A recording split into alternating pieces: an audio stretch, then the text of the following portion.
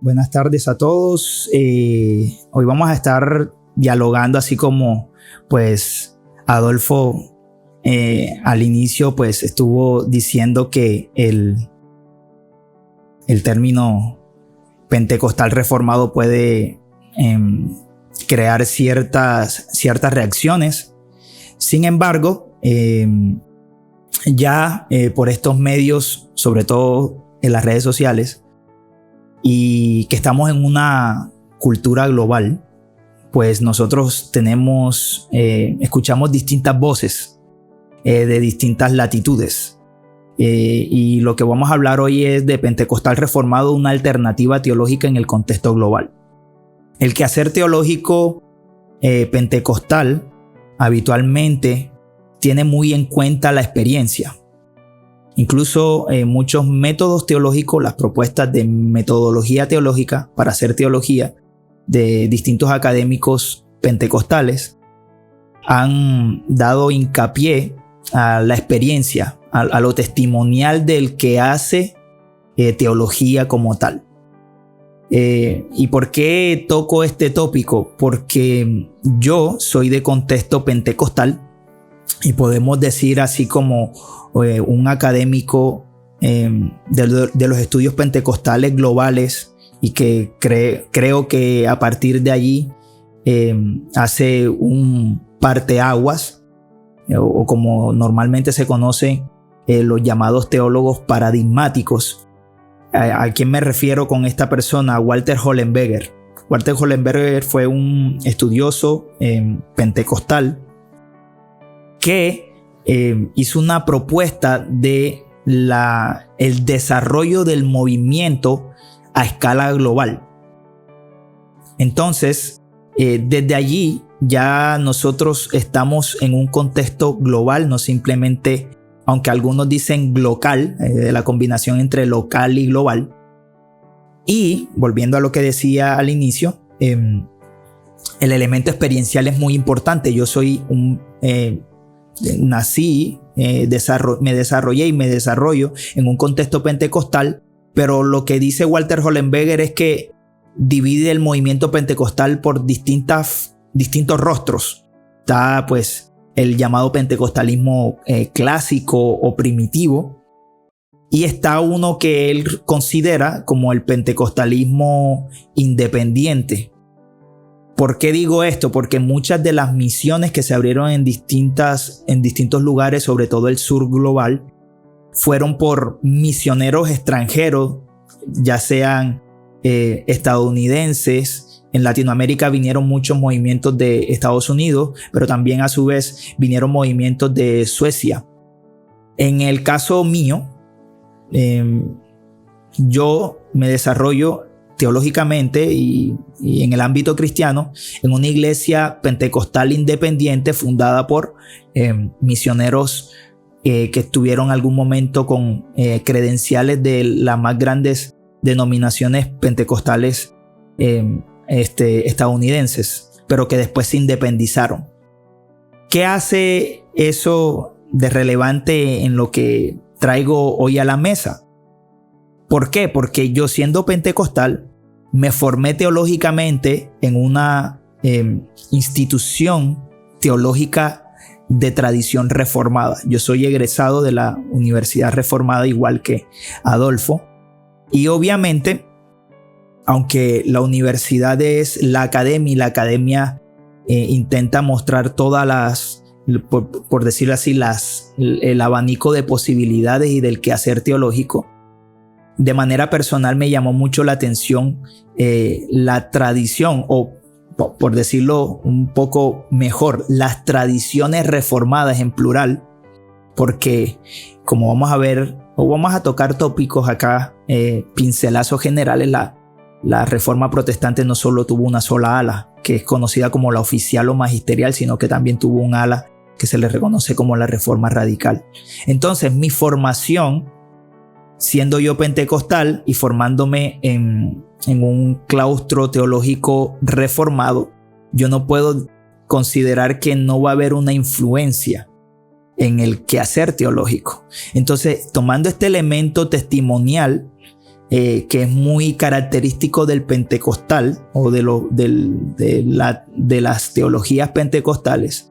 Yo, siendo pentecostal formado en una institución reformada, pues empecé a investigar acerca de la posibilidad en que haya una virtudes teologales de ambos movimientos e intentar, porque esto es un intento, teología es intentar, un intento de sinergia entre el movimiento pentecostal y las tradiciones reformadas. Entonces, teniendo eso en cuenta, dando eso como un preámbulo, vamos a hablar algunas consideraciones generales de esta propuesta de pentecostal reformado, una alternativa teológica y obviamente en el contexto global. En los estudios pentecostales, a partir de Walter Hollenberger, como les dije, empieza a desarrollarse lo que se conoce como el pentecostalismo global. Hay algunos autores muy conocidos en los medios pentecostales y académicos, como es el mencionado Walter Hollenberger, pero también están Alan Anderson. Hay algunos teólogos que son latinoamericanos que están en el contexto estadounidense, como es el caso de Eldin Villafañe, y otros más, Bison Sainan, hablan de este concepto de pentecostalismo global, en el contexto global. También hay una consideración general, es que el pentecostalismo hace parte de los movimientos avivamentistas o esa cultura de avivamiento dentro del protestantismo evangélico. Y finalmente, tomando todas estas consideraciones, vamos a ver qué se ha dicho sobre pentecostal reformado y trayendo a la mesa a tres investigadores y escritores pentecostales latinoamericanos. Y una conclusión, pues, no una conclusión, porque digamos que esto es una propuesta que se está construyendo. Todavía no es, por decirlo así, concluyente. Entonces, teniendo en cuenta que obviamente la ponencia que estoy acá compartiendo con ustedes es un contexto global, obviamente debemos abordar el concepto, el contexto global del pentecostalismo. Y para Alan Anderson, en su libro, hay muchas fuentes de Alan Anderson. En esta ponencia voy a tener en cuenta dos: un libro de él que se llama Pentecostalismo, el cristianismo carismático global, y un capítulo que él hace parte de los estudios pentecostales globales, y el capítulo que estaré haciendo mención es variedad, taxonomía y definiciones del pentecostalismo global.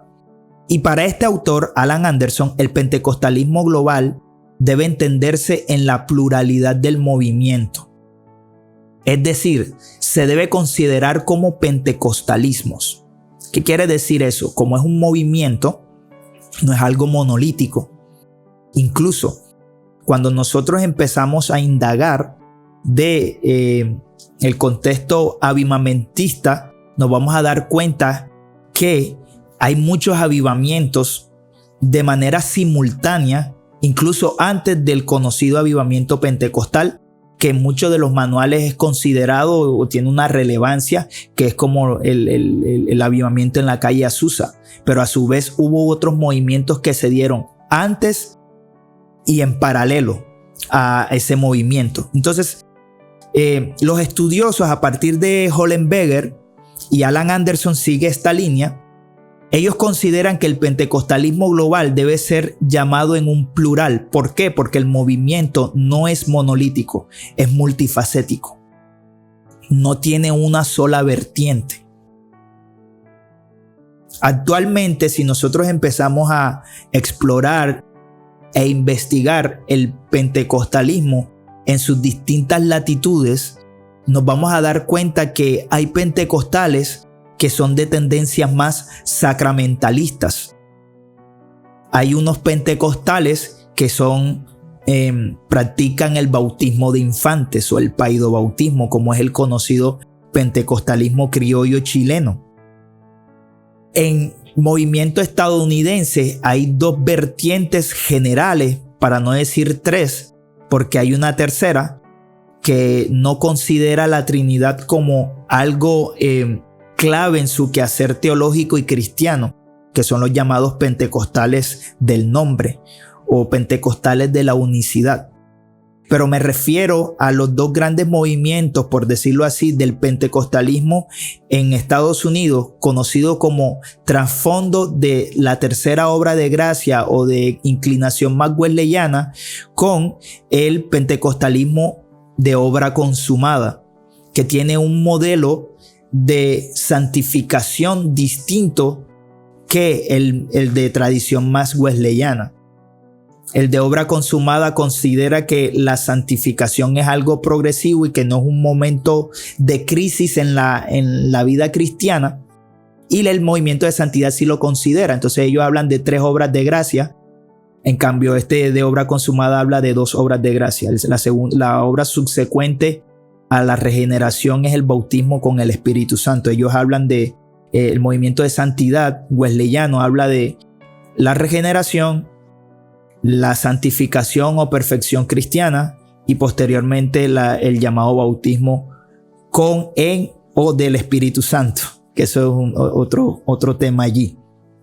Ahora, para Anderson, volviendo al argumento de Anderson, él habla de que probablemente sea más correcto hablar de pentecostalismos en el contexto global contemporáneo.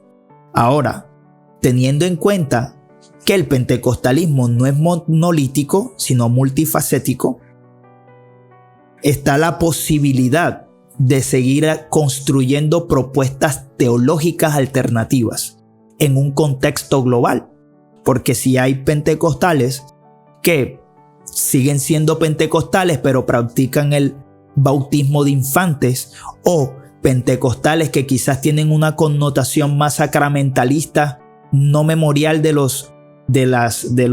bautismo y de la cena del Señor, o algunos otros que tienen modelos de gobierno eclesiástico distintos, como por ejemplo el pentecostalismo sueco, que es de una connotación más bautista luterano y tiene ese énfasis congregacionalista en su eclesiología.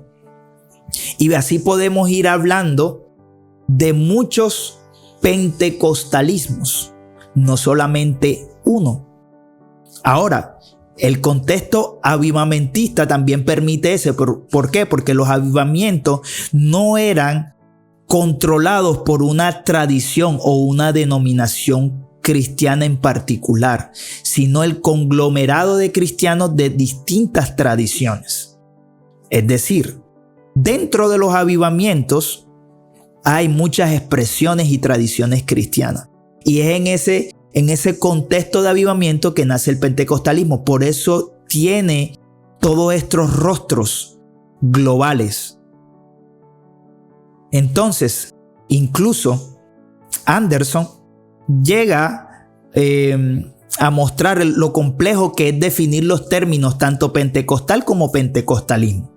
En el libro que ya les mencioné anteriormente, el pentecostalismo, el cristianismo carismático global, él dice, teniendo en cuenta este contexto global y mostrando lo complejo que incluso es definir el término pentecostal y pentecostalismo, él dice lo siguiente: el debate acerca del significado de los términos pentecostal y pentecostalismo debe concluir diciendo que es una definición que no se puede prescribir.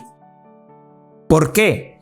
Porque como uno de los métodos teológicos que tratan de proponer los pentecostales es a partir de la experiencia, para un pentecostal del sur global, como por ejemplo un pentecostal autóctono chileno o criollo, va a tener una definición particular de su pentecostalismo que va a diferir en cierta medida con un pentecostal autóctono británico.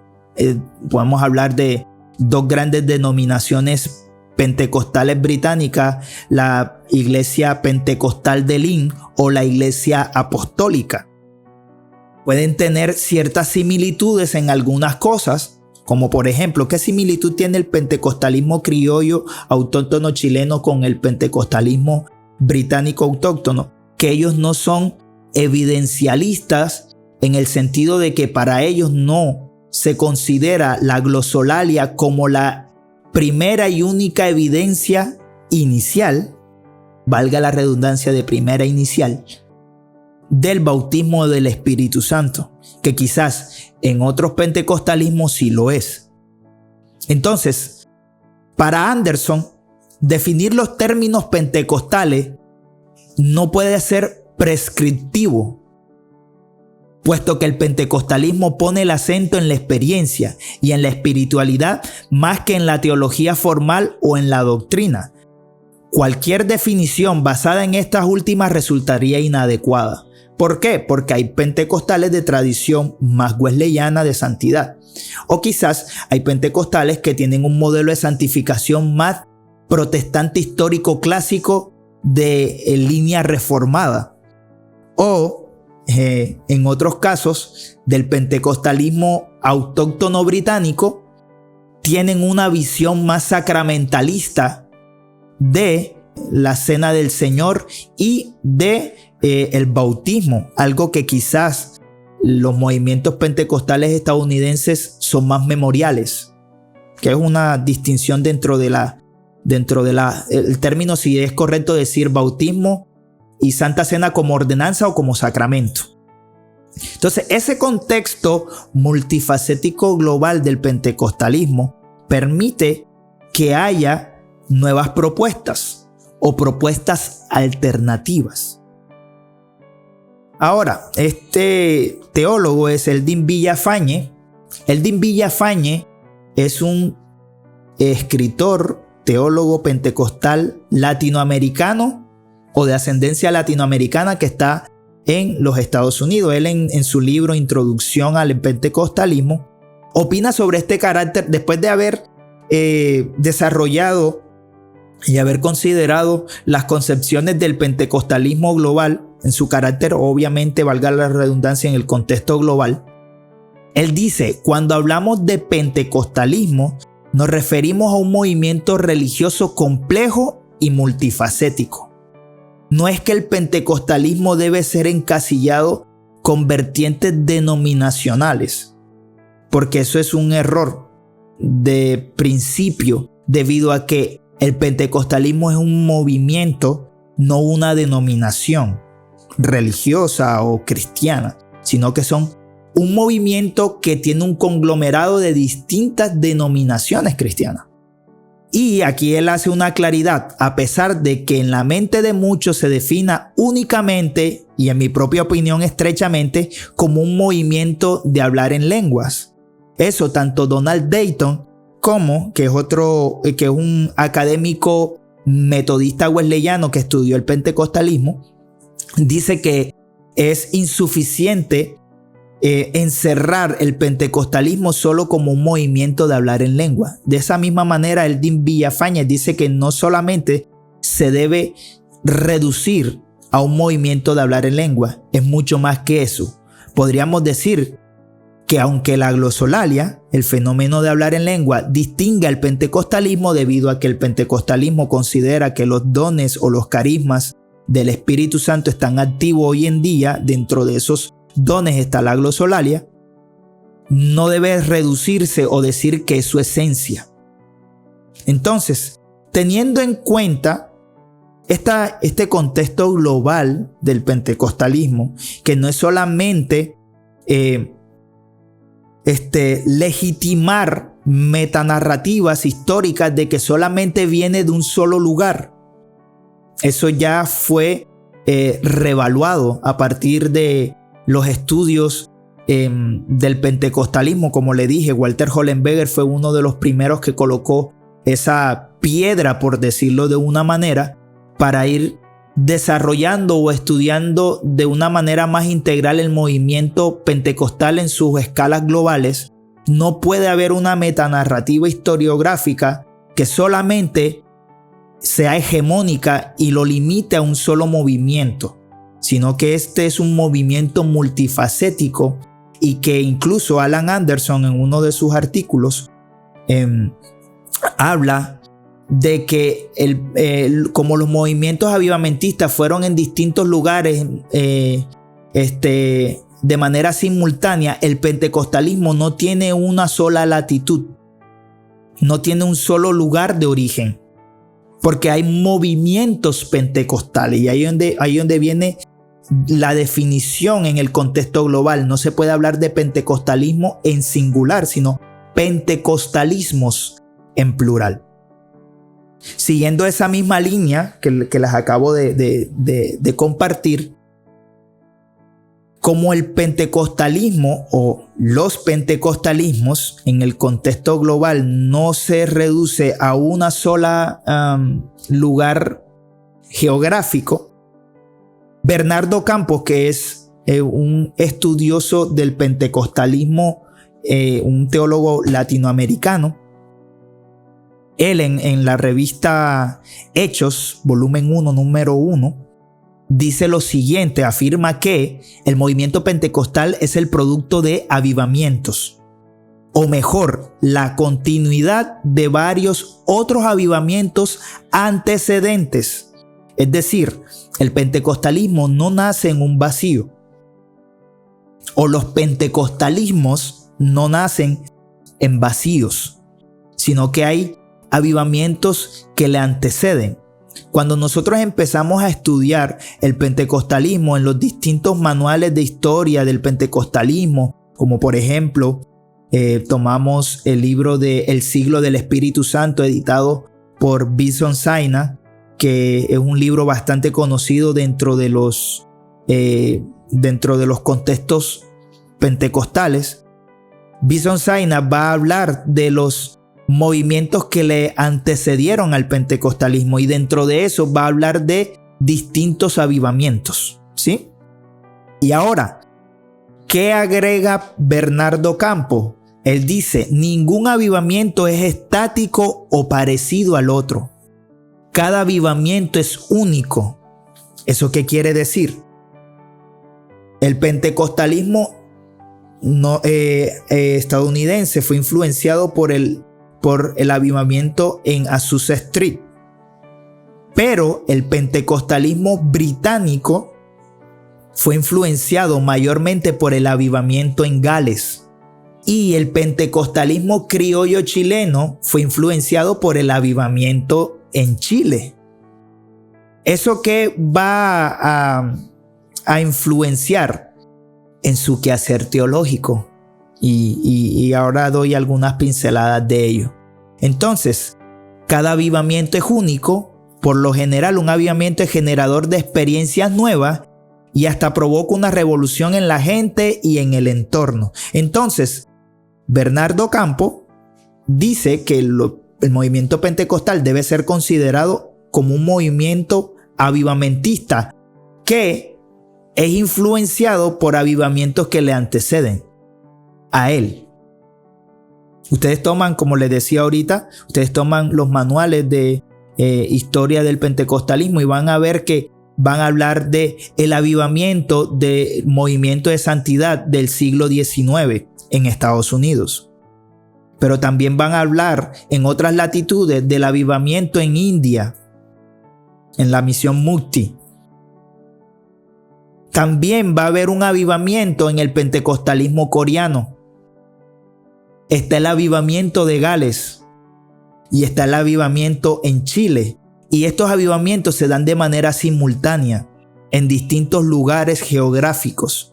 Por ende, el pentecostalismo o los pentecostalismos no deben ser aprisionados por una confesión o una denominación cristiana como tal, sino que debe ser estudiado y entendido desde ese contexto global. Ahora, teniendo en cuenta que el pentecostalismo es de un contexto o hace parte de los movimientos avivamentistas, a principios del siglo pasado hubo avivamientos simultáneos.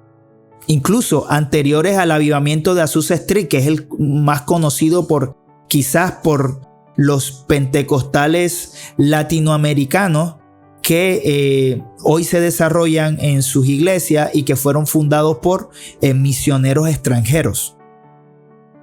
Hubo avivamiento en Gales, hubo avivamiento en Chile, hubo avivamiento en India. El avivamiento en Chile fue liderado por la Iglesia Metodista Episcopal de Chile. Por ende, para ellos era de lo más normal practicar el bautismo de infantes. Algo que quizás para el pentecostalismo en Estados Unidos no era del todo bien visto.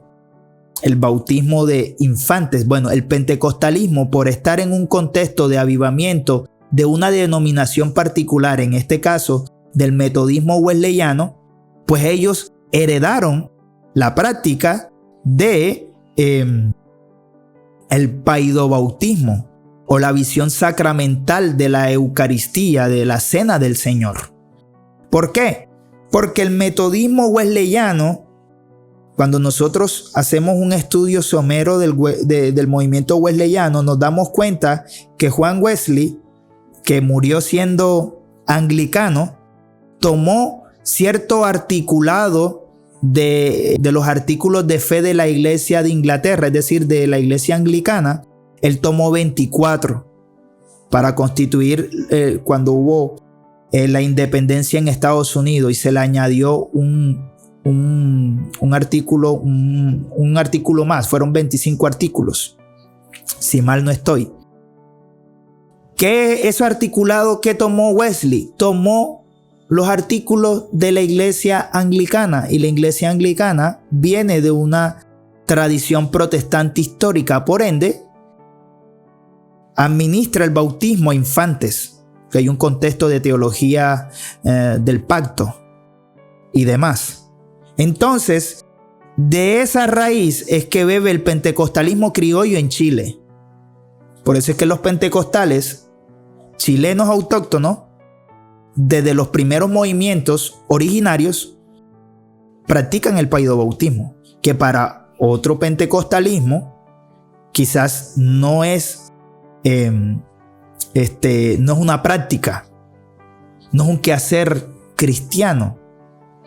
El caso del avivamiento de Gales, el pentecostalismo británico autóctono, es decir, de las islas británicas, bebieron y fueron influenciados directamente por el avivamiento de Gales. Y el avivamiento de Gales nació en la cuna del metodismo, pero no el metodismo wesleyano, sino del metodismo calvinista, que en la segunda década del siglo pasado, la tercera década, creo que fue en el año 33, se le cambió el nombre a la iglesia metodista calvinista, ahora es la iglesia presbiteriana de Gales. Pero en el momento en que se dio el avivamiento en Gales, eran conocidos como los metodistas calvinistas, y era una tradición de igual que viene heredada del el protestantismo histórico. Por eso es que el pentecostalismo autóctono británico tiene una visión sacramentalista, igual que el chileno, de la cena y el bautismo, a pesar de que las dos denominaciones más grandes del pentecostalismo británico autóctono bautizan creyentes, es decir, practican el credo bautismo, pero tienen una visión no memorial de los sacramentos. Entonces, ¿qué trato de mostrar con todo lo que he expuesto? Que el pentecostalismo o los pentecostalismos no son monolíticos. Y así como Alan Anderson argumenta que definir y restringir el término pentecostal a una sola tradición es un error, y un error considerable, entonces dentro de ese amplio espectro de los pentecostalismos es posible una alternativa o una propuesta teológica que es la que obviamente estoy aquí para traerla a la mesa. Ahora, ya teniendo en cuenta el contexto global del pentecostalismo, el contexto avivamentista, que no solamente se reduce a un lugar geográfico, sino distintos, ha habido un fenómeno desde Latinoamérica, y aquí me voy a remitir a 3 autores, a Bernardo Campos, a John y Walter McAllister, que son brasileños, y a un investigador del pentecostalismo chileno, Luis Aranguizcán, para ver qué se ha dicho desde estudiosos pentecostales acerca del término pentecostal reformado. Bernardo Campo, en el 2012, en un libro llamado El Hermano Menor, ese libro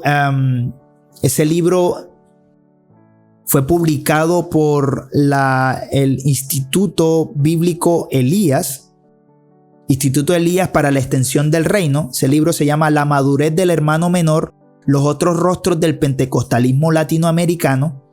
Bernardo Campo, en el 2012, hace un aporte a lo que él, en forma de pregunta, dice: ¿qué es un pentecostalismo reformado, o es posible un pentecostalismo reformado? Entonces, partiendo de esa pregunta y viendo lo multifacético que son los rostros del pentecostalismo en Latinoamérica, Bernardo Campo, desde una mirada más amplia, considerando el principio protestante de Paul Tillich, para Campos la teología pentecostal adquiere un talante reformado por cuanto es heredera de la tradición emanada de la Reforma protestante, ya sea de la Reforma oficial magisterial, que ya lo hemos visto como desde el articulado anglicano descendió a los artículos de fe del metodismo wesleyano, y así lo heredó en gran parte el pentecostalismo chileno. También el rostro calvinista del metodismo, que aunque no es muy conocido, porque el movimiento metodista wesleyano tuvo más expansión, aunque dicho sea de paso, y doy un dato aquí de interés: los metodistas calvinistas de Gales llegaron a la Patagonia, es precisamente la provincia de Chubut. Ustedes van a la provincia de Chubut actualmente y hay distintas capillas metodistas calvinistas de Gales allá. El reconocido Pequeño Gales en la provincia de Chubut de Argentina. Y eso quiere decir que el metodismo calvinista también llegó a Latinoamérica. Ahora, volviendo acá, para Bernardo Campo, el pentecostalismo, en su sentido, para dar una definición, pentecostalismo reformado, hereda de la tradición tanto de la Reforma magisterial oficial como de la Reforma radical. Entonces, para Campo, y manteniendo el principio protestante de Paul Tillich, es decir, el señorío de Cristo en todas las esferas de la vida, y como es, incluso Bernardo Campo tiene un libro que se llama El pentecostalismo y la Reforma radical. Lo pueden leer con mayor detenimiento. Entonces, ya Bernardo Campo da la posibilidad de que se considere el pentecostalismo como heredero de la Reforma, entendiéndose en su mirada más amplia. Ahora, en el 2018, John y Walter McAllister, 2 pastores, obispos de las Asambleas de Dios en Brasil, escribieron un libro que se llama El Pentecostal Reformado. Ellos proponen la siguiente definición de pentecostal reformado.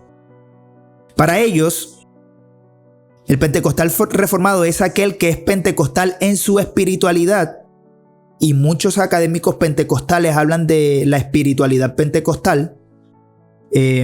Hay un autor, ahora se me pasa el nombre, pero después lo puedo recordar, de la espiritualidad pentecostal. Pero para ellos, son seguidores de los viejos maestros de la fe reformada en lo tocante a su doctrina. Como tal, se apartan de algunas de las doctrinas más asociadas al pentecostalismo clásico. Y aquí quiero aclarar algo. El pentecostalismo clásico hace parte del pentecostalismo global, pero no es el pentecostalismo global.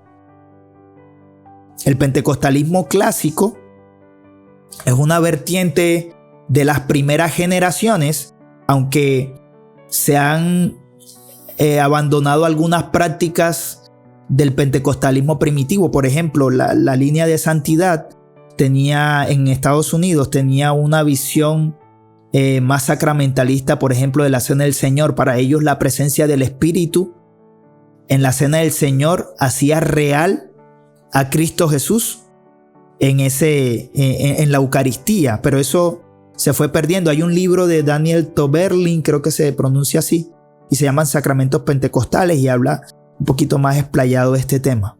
Entonces, ya John y Walter McAllister va a decir: somos pentecostales reformados pero no clásicos, porque el pentecostalismo clásico ya tiene una vertiente en sus más grandes expresiones, una vertiente teológica clara. Por ejemplo, el pentecostalismo clásico es de tendencia arminiana, tanto clásica como wesleyana, en lo tocante a muchos aspectos, sobre todo la soteriología, que es el estudio de la doctrina de la salvación. Entonces, ya John y Walter McAllister no están diciendo que ellos son pentecostales clásicos y reformados. No, ellos están diciendo: somos pentecostales pero no clásicos, sino reformados, y hacen una formulación. Aunque más que una formulación, porque no considero que el libro El Pentecostal Reformado, que está en portugués, no es una formulación exhaustiva. Siento que hay ciertos vacíos que deben ser abordados, pero funciona como, quizás otras personas han dicho, como un manifiesto teológico que trae a la mesa esta propuesta de pentecostal reformado. Y podemos decir, es una propuesta pentecostal reformada y no la propuesta pentecostal reformada. Recordemos que el pentecostalismo no es monolítico. O sea, ellos no van a hacer una propuesta universal que a todos se deben acoger a ella, sino que es una propuesta entre muchas, como así mismo ha sido el pentecostalismo. Ahora, Luis Aranguis Can es un investigador del pentecostalismo chileno. Él tiene un escrito que dice: pentecostales, en forma de pregunta, arminianos o reformados. Él allí aborda la evidente inclinación de algunos pentecostales que tienen una preferencia teológica, específicamente en lo soteriológico, es decir, en la doctrina de la salvación, que emana más de la tradición reformada, o que a veces de manera coloquial se reduce a la siguiente pregunta: ¿la salvación se puede o no perder? A partir de ese cuestionamiento y el constante exposición a literatura, ya sea mainstream o literatura como tal teológica de tradición reformada, pentecostales, y sobre todo en el contexto chileno. ¿Por qué? ¿Por qué le digo contexto chileno? Porque en Chile el año pasado se reunieron unos pastores y constituyeron lo que hoy por hoy se llama la Alianza Pentecostal Reformada de Chile. Es decir, es una reunión de distintos pastores que consideran que es viable esta propuesta teológica dentro del contexto global. Claro está. ¿Por qué? Porque miren, si nos damos cuenta, el pentecostalismo en el sur global tiene influencia de Estados Unidos. ¿Por qué? Porque, por ejemplo, el líder del pentecostalismo chileno era Willie Hoover, y Willie Hoover era un estadounidense, si no estoy mal, y era misionero del metodismo episcopal wesleyano norteamericano. Y de allí pues nació un movimiento pentecostal autóctono. Por el otro lado, podemos hablar de John y Walter McAllister, que ellos en su libro reconocen la influencia del metodismo calvinista de Gales, sobre todo cuando en Brasil el siglo pasado empezaron a llegar literatura de un reconocido predicador y escritor reformado llamado Martin Lloyd-Jones, que empezaron a traducirse sus libros al portugués. Dentro de esos libros está un tratado que habla de Dios el Espíritu Santo y otro que se llama Gozo Inefable. Y también un libro que es una conferencia sintetizada en un libro, se llaman Los Puritanos, que todos estos libros están en español. Yo los dije en español. Entonces, lo que se trata de decir con la definición pentecostal reformada a partir de Luis Arangui es que hay una clara influencia dentro de los círculos pentecostales a partir de la pregunta de que si la salvación se pierde o no. Y allí es como una puerta que abre a ahondar sobre la tradición reformada concerniente a la soteriología. Entonces, para Luis Arangui es sostenible de manera plausible debido a que el pentecostalismo, por ser heredero del metodismo, puede beber tanto del ala wesleyana como del ala calvinista, que obviamente el ala calvinista tiene más influencia de la tradición reformada. Entonces, teniendo en cuenta todo esto que acabo de decir, contexto global del pentecostalismo multifacético, no monolítico, y que tiene distintas vertientes, que nació y es la continuidad de movimientos avivamentistas a escala global y de distintas denominaciones cristianas, y que desde algunos escritores desde Latinoamérica ya se han empezado a dar unas formulaciones. ¿Eso qué quiere decir? No es una construcción definida, es una propuesta que se está construyendo. En las redes sociales se ha visto distintas reacciones con respecto a este tema, pero hay que darle tiempo a que la propuesta se construya.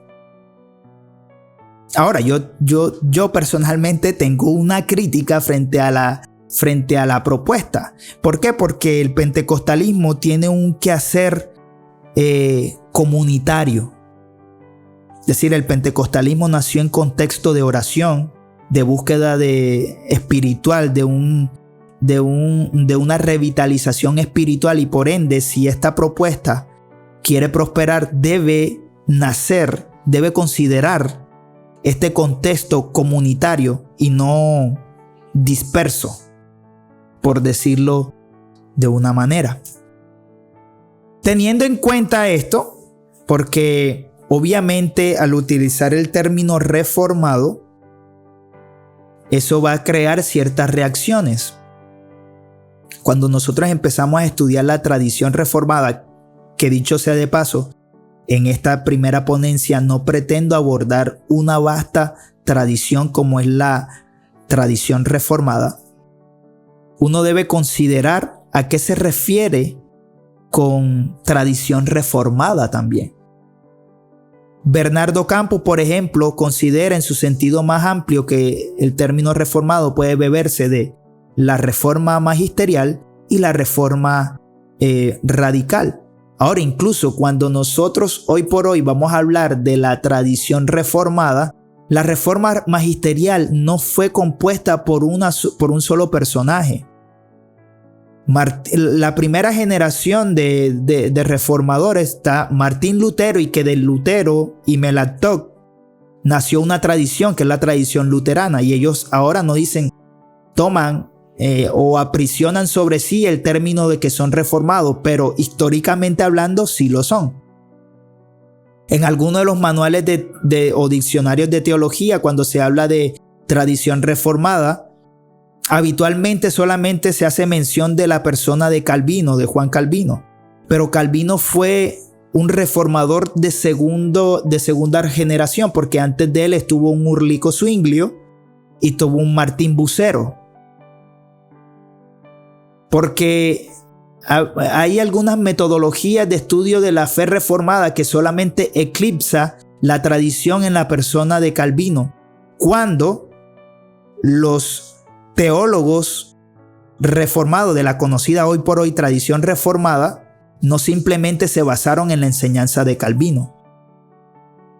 Está Vermiglio, está Sanchi, hay otros teólogos más que también hacen parte de lo que posteriormente se le llamó la ortodoxia reformada, pero esa es materia de otro espacio. Lo que trato de decir es que en esta propuesta alternativa se está teniendo en cuenta que el término, y esto ya son pues unos pincelazos propios míos, debido a que el término reformado en la propuesta de pentecostal reformado, el término reformado funge como adjetivo en esta propuesta como tal, se debe aclarar que con el uso del mismo no se pretende englobar toda la tradición reformada y eclipsar el pentecostalismo, sino que se toman los aportes teológicos que no disputan directamente con el movimiento pentecostal y que, por el contrario, enriquecen el pentecostalismo. Porque la propuesta no parte del supuesto que se debe ser reformado en su sentido estricto, ya que esto se ha dado en lo que se le conoce como movimiento carismático o de segunda ola o de tercera ola, dependiendo el académico que estudie el pentecostalismo. Es decir, ese movimiento de revitalización espiritual del siglo pasado que nació de las iglesias históricas. Es decir, hay reformados carismáticos, hay luteranos carismáticos, hay episcopales carismáticos, incluso hay católicos romanos carismáticos. Este movimiento surgió de las iglesias históricas, incluyendo la tradición reformada, sino que parte de la experiencia, escuchen el elemento experiencial dentro del quehacer teológico pentecostal, de la experiencia, y en eso me incluyo yo, la experiencia de pentecostales que han visto virtudes teológicas de la tradición reformada y las toman para sí sin comprometer su identidad pentecostal. Aunque hablar de identidad pentecostal en un movimiento multifacético incluso puede ser hasta problemático para muchos académicos. Yo estoy de acuerdo con Bernardo Campo que uno de los elementos identitarios del pentecostal es el llamado evangelio cuadrangular o quíntuple, que es Cristo salva, Cristo sana, Cristo bautiza y Cristo vuelve otra vez. Pero no solamente se reduce a eso, porque eso es bebido a su vez de la experiencia de un ministro, bueno, no todo, es bebido de la experiencia de un ministro que fue presbiteriano, que fue Abe Simpson, y él escribió un libro en el siglo XIX llamado El Evangelio Cuádruple. Él habla de Cristo salva, Cristo sana, Cristo santifica y Cristo viene. De ahí se bebe, pero como una narrativa teológica, y que ve el pentecostalismo, el pentecostés, como una metáfora teológica. Pero bueno, eso es interioridades de la identidad pentecostal, que eso incluso actualmente se sigue debatiendo en los círculos académicos pentecostales. Ahora, esto último es armonioso con uno de los métodos teológicos propuestos por académicos pentecostales, donde la experiencia tiene un rol importante en el quehacer teológico. Así como pentecostales estuvieron envueltos en avivamiento, muchos pentecostales hoy, al ser expuestos a la tradición reformada, considera que pueden hallar en ella virtudes para sí. Ahora, esto, y aquí quiero ser lo suficientemente honesto, es que esto no exime que haya tensiones teológicas en proponer esta tesis. Como afirma el teólogo reformado carismático John G. Selling, dice: parecería que existe una incompatibilidad fundamental y profunda entre la tradición reformada y el movimiento carismático. Podría argumentarse que existe una relación fructífera, incluso bastante natural, entre ambos movimientos, aunque en cierto punto inevitablemente habrá ciertas tensiones. Cuando nosotros empezamos a ver los aportes de distintos académicos pentecostales, ven virtudes en muchas cosas de la tradición reformada. Por ejemplo, Robert Menzies, que es un teólogo asambleísta, las Asambleas de Dios, en el libro Pentecostés, La historia es nuestra historia, él ve virtudes en un escrito de la religión verdadera de Ulrico Zwinglio, y dice que hay algo que debe ser explorado en ese escrito, porque él hace mención de un segundo bautismo. No lo explica a profundidad, pero sí hace mención. Hendrikus Berkhoff tiene un libro que se llama La doctrina del espíritu. Este es un teólogo reformado holandés. En su libro La doctrina del espíritu, él dice que hay capítulos de la institución de la religión cristiana de Juan Calvino, sobre todo en su neumatología, que deben ser explorados. Incluso hay una tesis de doctorado de Peter Ross que se llama Juan Calvino y los pentecostales, Neumatología y Unión. Es un libro, una tesis que se convirtió en un libro, que están explorando estas posibilidades.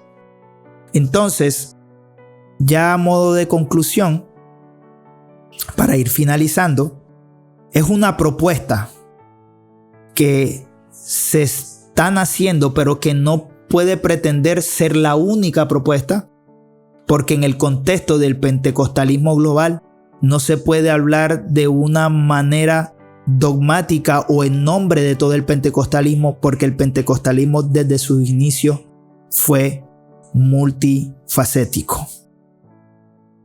Quiero agradecerle por escuchar mi ponencia, y de verdad que el Señor les bendiga a cada uno de ustedes.